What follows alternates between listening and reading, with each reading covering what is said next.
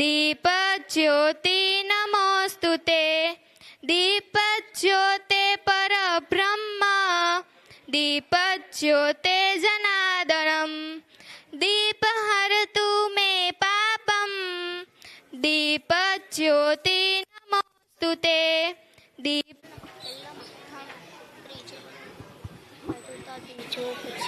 એટલે ત્રીજા નંબર પર ત્રીજા પેપર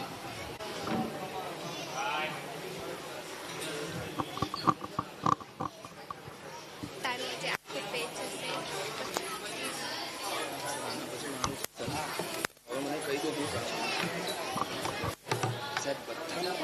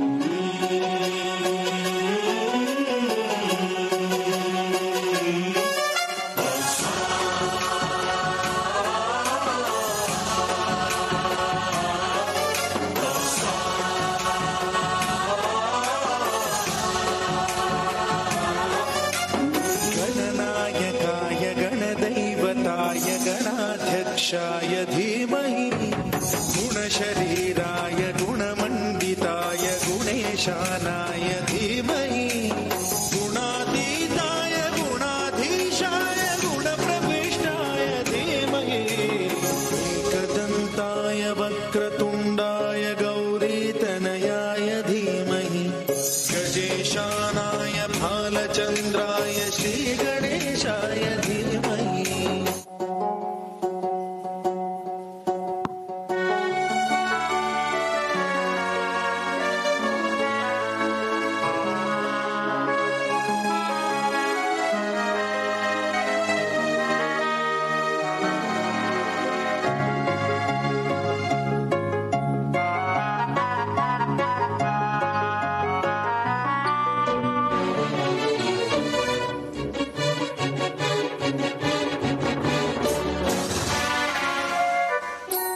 गानचतुराय गानप्राणाय गानान्तरात्मने गानोत्सुकाय गानमत्ताय गानोत्सुकमनसे गुरुपूजिताय गुरुदैवताय गुरुकुलस्थायिने गुरुविक्रमाय गुह्यप्रवराय गुरवे गुणगुरवे गुरुदैत्यकलक्षेत्रे गुरुधर्मसदाराध्याय गुरुपुत्रपरित्रात्रे गुरुपाखण्डखण्डकाय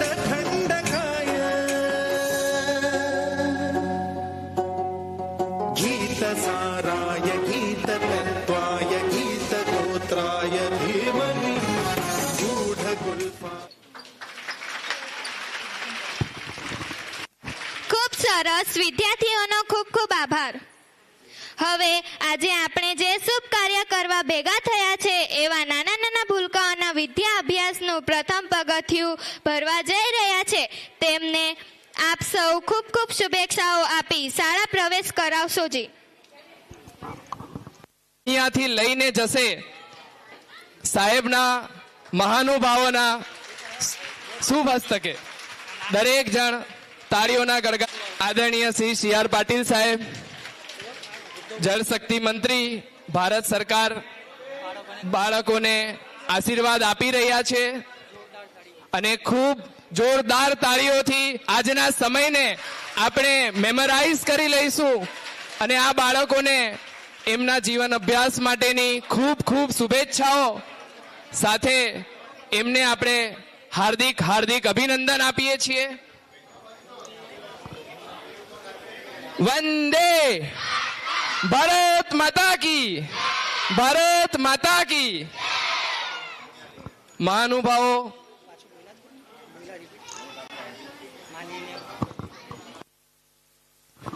માનનીય પાટીલ સાહેબ ના હસ્તે સરસ મજાનું એક બાળકોનો ઉત્સાહ અને જીવનના એક ખૂબ અવિસ્મરણીય સ્મરણોની હાજરીને કેદ કરીએ છીએ.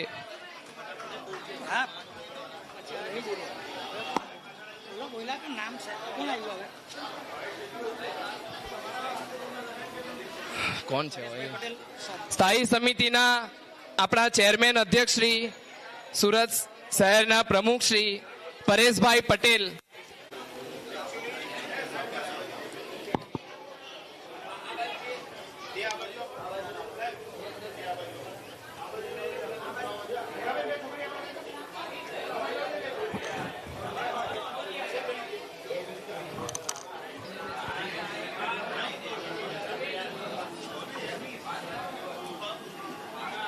કાયમી યાદગીરી માન્ય મંત્રાલયની ઉપસ્થિતિમાં કન્યાઓનું કુમકુમ પગલાનું યાદગાર સ્મૃતિ.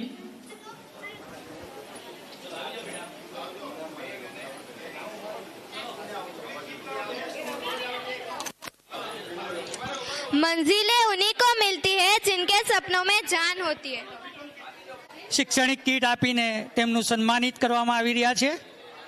માનનીય આદરણીય શ્રી સી.આર. પાટીલ સાહેબ, જળશક્તિ મંત્રાલય, સાથે યુથ ફોર ગુજરાતના જિજ્ઞેશભાઈ પાટીલ સાહેબ, પરેશ પટેલ સાહેબ, છોટુભાઈ પાટીલ સાહેબ,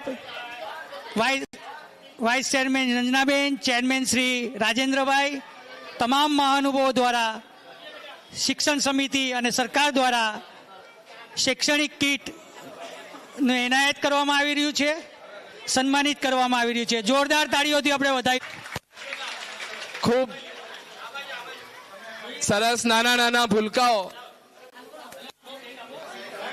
એમની સરસ મજાની બેગની કીટ, એમના મોઢા ઉપર જોવા મળતો આનંદ. દરેકે દરેક અહીંયા ઉપસ્થિત સી.આર. પાટીલ સાહેબ, પરેશ પટેલ સાહેબ, છોટુભાઈ સાહેબ, રંજનાબેન, જિજ્ઞેશભાઈ, સુરત મહાનગરપાલિકાના હોદ્દેદારો શ્રી, કોર્પોરેટર શ્રીઓ, શાળાના નિરીક્ષક, નગર પ્રાથમિક શિક્ષણ સમિતિના નિરીક્ષકો, દરેકનો કઈ નહીં બધાનો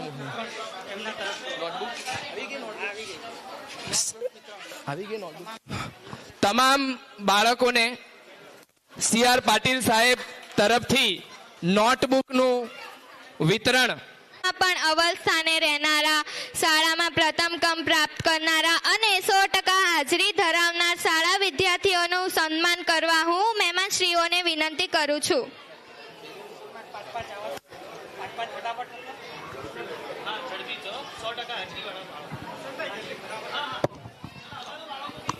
સન્માનિત લાભાર્થી વિદ્યાર્થીઓને આગળ આવવા વિનંતી. મહાનુભાવો, ભારત સરકાર કેબિનેટ મંત્રી, જલશક્તિ મંત્રી શ્રી શૈક્ષણિક કીટ પ્રમાણપત્ર આપીને સન્માનિત થઈ રહ્યું છે. આપણે જોરદાર તાળીઓથી તેમને વધાવી લઈશું. બોલો ભારત માતા કી, વંદે. ઉપસ્થિત મહાનુભાવોની પ્રેરક ઉપસ્થિતિમાં તમામ તેજસ્વી તારલાઓનું આજરોજ શાળા કેળવણી પ્રવેશ મહોત્સવમાં સન્માનિત થઈ રહ્યું છે. આપણે એમને તાળીઓથી વધાવી લઈશું. માનનીય પાટીલ સાહેબ, શ્રી છોટુભાઈ પાટીલ સાહેબ, જિજ્ઞેશભાઈ પાટીલ સાહેબ ચેરમેન રહી રહ્યા છે. આ બધા તેજસ્વી તારલાઓ છે જેઓએ સ્પર્ધાત્મક પરીક્ષામાં અવ્વલ નંબર હાસિલ કર્યો હતો. આપણે એમને ખૂબ તાળીઓથી વધાવી લઈશું. જોરદાર તાળીઓ.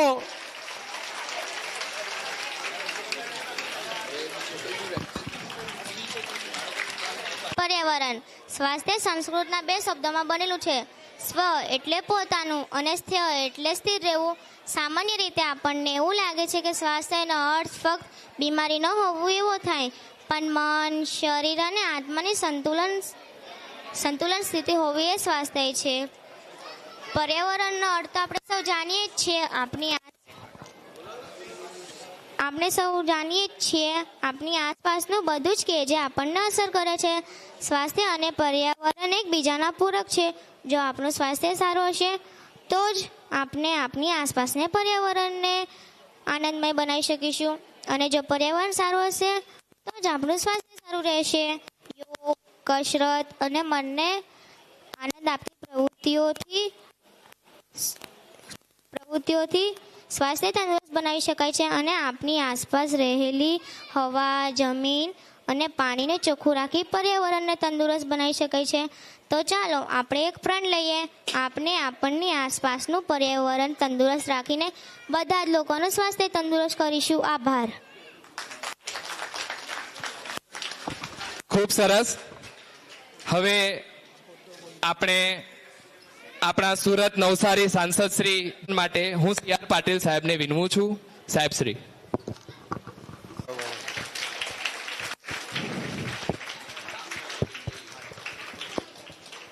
ભારત માતા કી વંદે.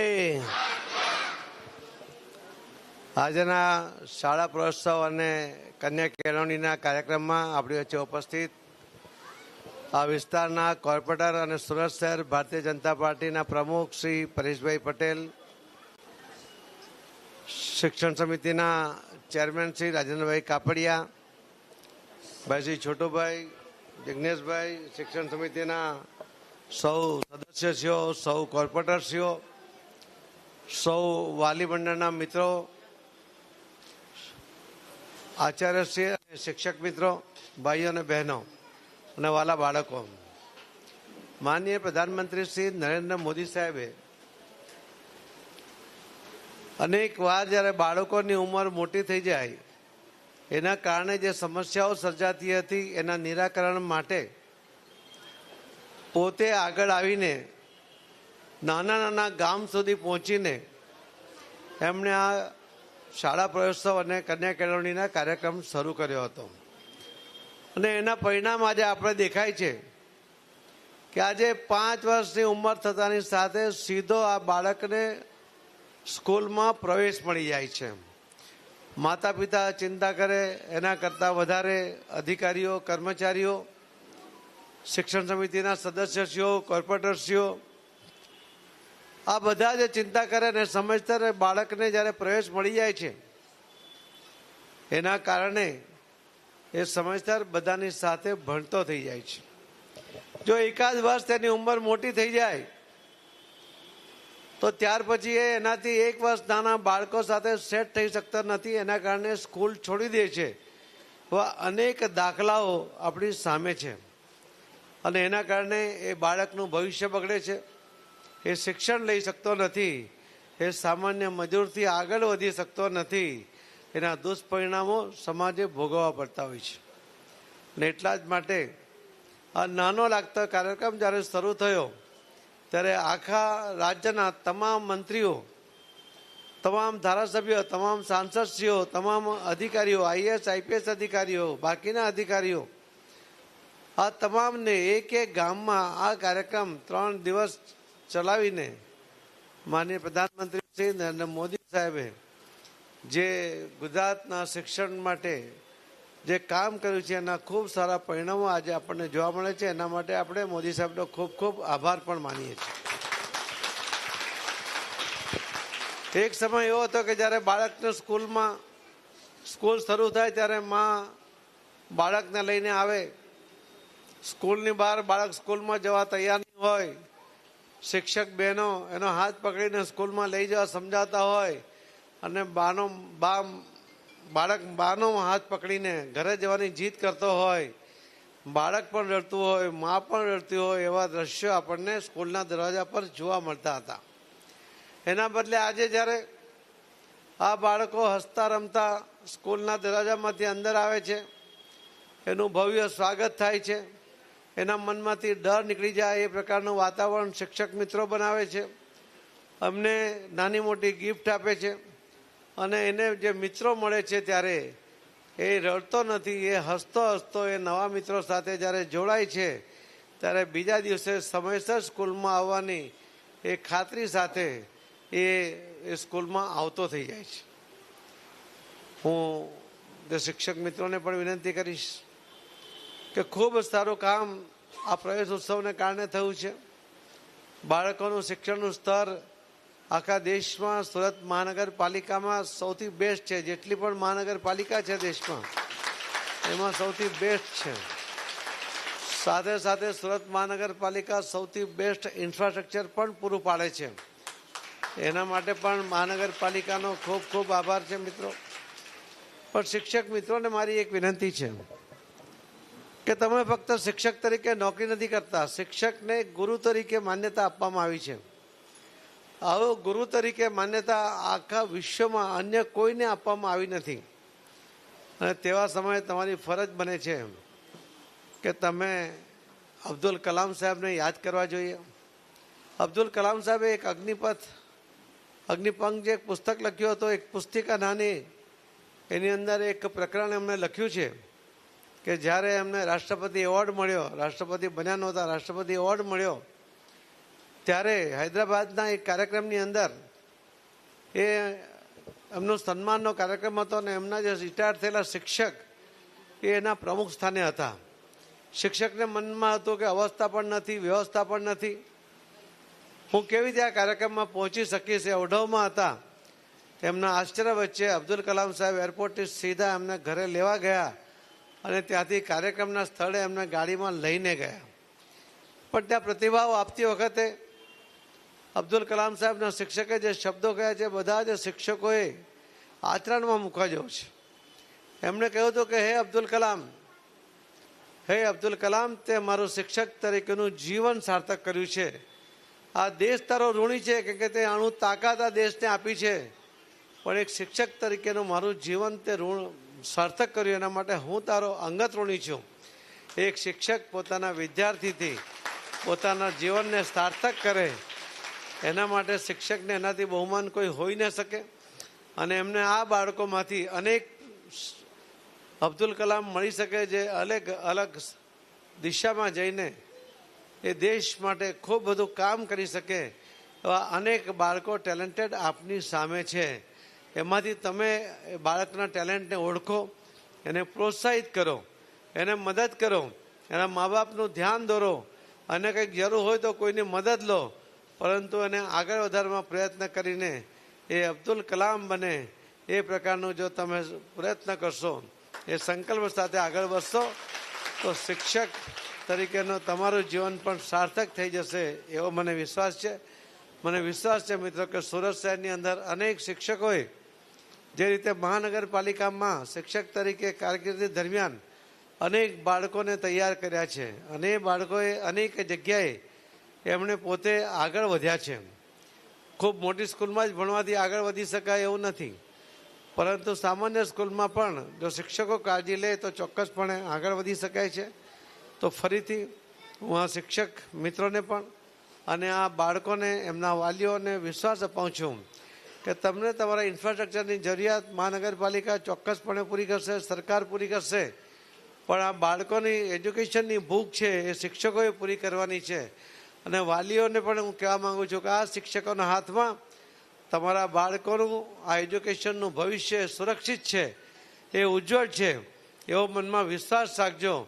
અને એમને કદાચ કોઈ બાળકને ઠપકો આપે, શિક્ષક તો એના ભવિષ્ય માટે છે એવું માનીને તમે એના માટે લડવા નહીં જતા. આવા અનેક જે બનાવ બને છે એના કારણે શિક્ષકો થોડા નિરુત્સાહી પણ થાય છે. તો આવું કોઈ વાલી દ્વારા ન થાય, શિક્ષકોને પ્રોત્સાહિત થાય, અવારનવાર એને મળતા થાય, શિક્ષકો એના બાળકોની પ્રગતિ એમનાથી પૂછે વાલીઓ, એવી પણ મારી વાલીઓને પણ વિનંતી છે. ફરીથી આવા સરસ કાર્યક્રમનું આયોજન બદલ ખૂબ ખૂબ ધન્યવાદ સાથે અભિનંદન સાથે મારી વાતને વિરામ આપું છું. ધન્યવાદ. માનનીય સાંસદ શ્રી પાટીલનો ખૂબ ખૂબ આભાર, આશીર્વાદ, એમના વચનો